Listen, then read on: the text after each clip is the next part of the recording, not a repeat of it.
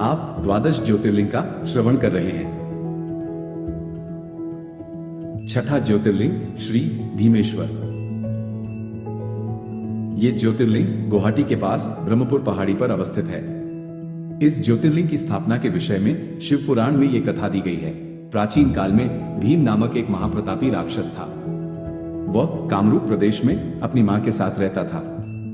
वह महाबली राक्षस राज रावण के छोटे भाई कुंभकर्ण का पुत्र था, लेकिन उसने अपने पिता को कभी देखा न था। उसके होश संभालने के पूर्व ही भगवान राम के द्वारा कुंभकर्ण का वध कर दिया गया था। जब वो युवावस्था को प्राप्त हुआ तब उसकी माता ने उससे सारी बातें बताई। भगवान विष्णु के अवतार श्री रामचंद्र जी द्वारा अपने पिता के वध की बात सुनकर वह महाबली राक्षस अत्यंत संतप्त और क्रुद्ध हो उठा। अब वो निरंतर भगवान श्रीहरि के वध का उपाय सोचने लगा। उसने अपने अभीष्ट की प्राप्ति के लिए 1000 वर्ष तक कठिन तपस्या की। उसकी तपस्या से प्रसन्न होकर ब्रह्मा जी ने उसे लोक विजयी होने का वर दे दिया। अब तो वह राक्षस ब्रह्मा जी के उस वर के प्रभाव से सारे प्राणियों को पीड़ित करने लगा। उसने देवलोक पर आक्रमण करके इंद्र आदि सारे देवताओं को वहां से बाहर निकाल दिया। पूरे देवलोक पर अब भीम का अधिकार हो गया। इसके बाद उसने भगवान श्रीहरि को भी युद्ध में परास्त किया। श्रीहरि को पराजित करने के पश्चात उसने कामरूप के परम शिव भक्त राजा सुदक्षिण पर आक्रमण करके उन्हें मंत्रियों अनुचरों सहित बंदी बना लिया। इस प्रकार धीरे धीरे उसने सारे लोगों पर अपना अधिकार जमा लिया। उसके अत्याचार से वेदों, पुराणों, शास्त्रों और स्मृतियों का सर्वत्र एकदम लोप हो गया।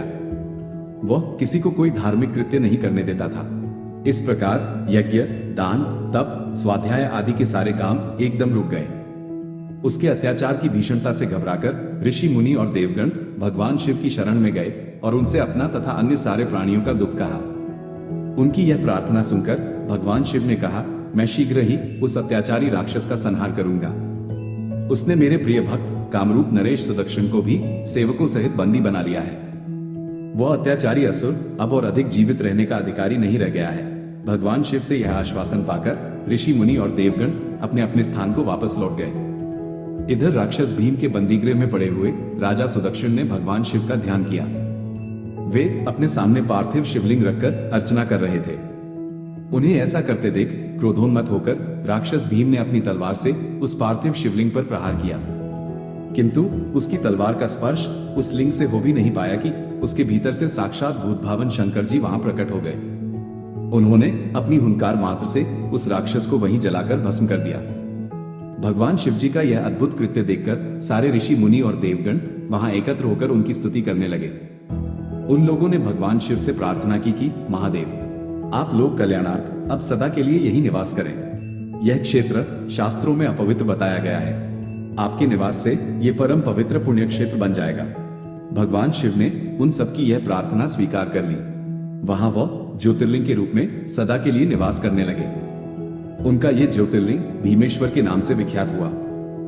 शिव पुराण में यह कथा पूरे विस्तार से दी गई है। इस ज्योतिर्लिंग की महिमा अमोघ है।